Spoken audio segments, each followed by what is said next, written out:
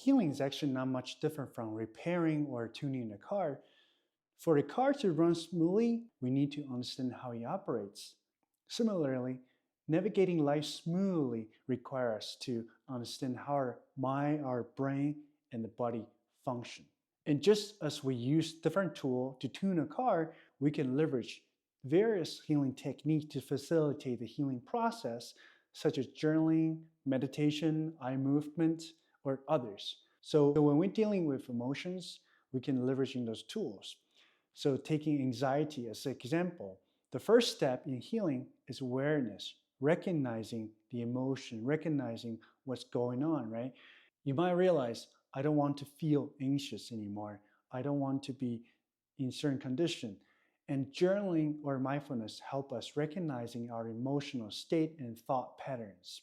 And through writing or awareness, we dig deeper into root causes and identify the effect of these issues. It allows us to dive deeper into ourselves, into our hearts, and really listen to our heart, exploring what's really going on beneath the surface.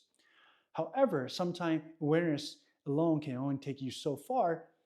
Perhaps you recognize the emotional patterns or thought pattern, but you couldn't help it. For instance, you might feel, I don't want to be anxious, but I couldn't help it when I'm presenting in front of my colleagues or clients, or be anxious about the unknown future. There are many situational responses are seemingly beyond our control, and this is what the healing techniques can make the difference.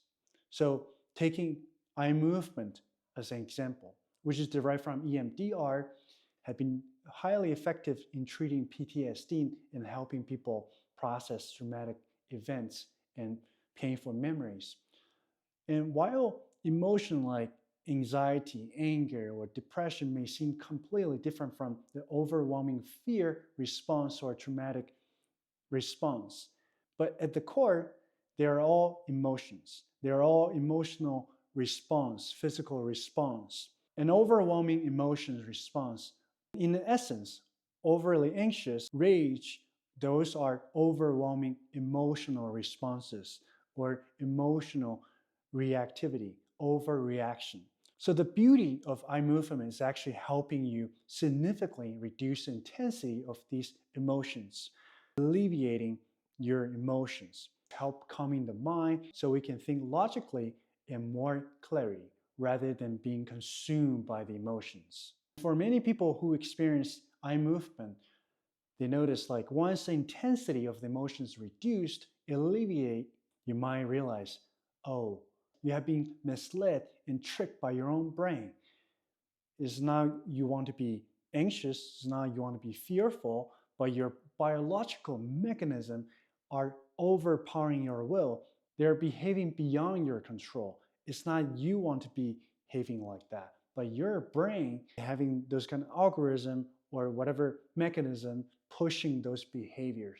It's like your brain has tricked you into this. It's not you want to be in those kind of emotional states, but your brain is one causing those issues. So eye movement is actually just one of many tools we can use during the healing process. Not to overwhelm you with more methods, but let's go through a few more. The other one is meditation. It's really helpful and tap into deeper levels of unconscious mind. A lot of stuff happening actually not within our conscious mind. A lot of behavior pattern, conditioning, past memory affecting how we behave, how we think.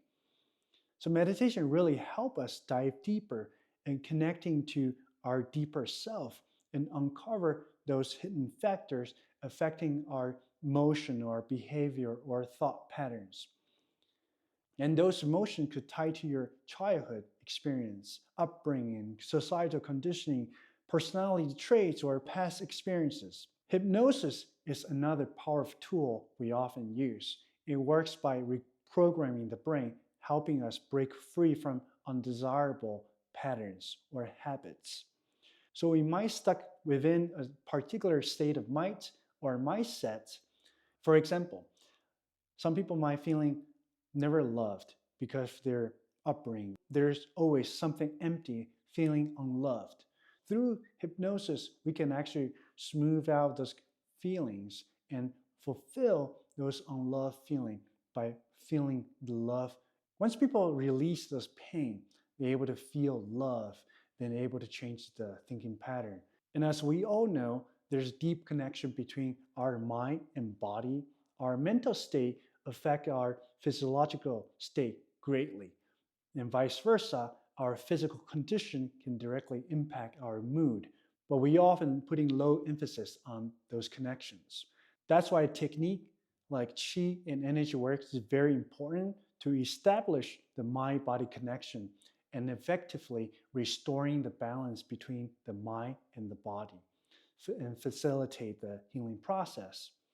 So in essence, healing is about finding inner peace, happiness, and restoring the overall balance. It's also about finding the harmony within ourselves and harmony with those around us. Thank you for watching. And if you'd like to learn more and join us on this healing and spiritual journey, I invite you to check out our 2-day in-person retreats or online course listed on our website. Thank you. See you next time.